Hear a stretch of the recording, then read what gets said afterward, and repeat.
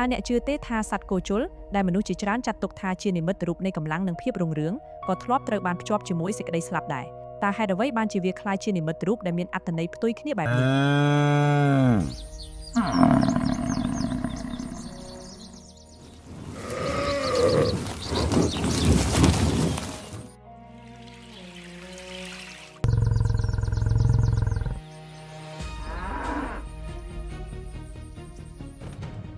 នៅក្នុងអរិយធម៌បុរាណជាច្រើនដូចជាអេស៊ីប មេសូប៉ូតាមៀ និងក្រិកសត្វគោជលត្រូវបានគោរពបូជាជាសត្វសក្ការបូជាវាតំណាងឲ្យកម្លាំងអំណាចភាពក្លាហាននិងភាពសម្បូរបែបក្នុងការបង្កើតកូនចៅ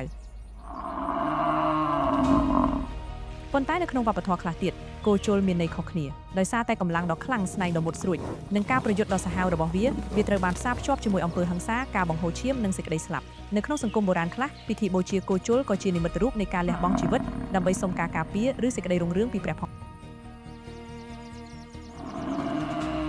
ដូច្នេះគោជលមិនមែនជានិមិត្តរូបនៃសេចក្តីស្លាប់តែមួយមុខនោះទេវាជានិមិត្តរូបដែលមានអត្ថន័យពីរផ្ទុយគ្នាម្ខាងតំណាងឲ្យជីវិតកម្លាំងនិងភាពរុងរឿងខណៈម្ខាងទៀតតំណាងឲ្យអំពើហិង្សានិងការលះបង់ជីវិតក្នុងជំនឿរបស់វប្បធម៌ខ្លះៗសូមចងចាំថាទាំងនេះគឺជាជំនឿនិងនិមិត្តរូបតាមប្រវត្តិសាស្ត្រមិនមែនជាភស្តុតាងវិទ្យាសាស្ត្រដែលបញ្ជាក់ថាសត្វគោជលនាំមកនូវសេចក្តីស្លាប់នោះទេ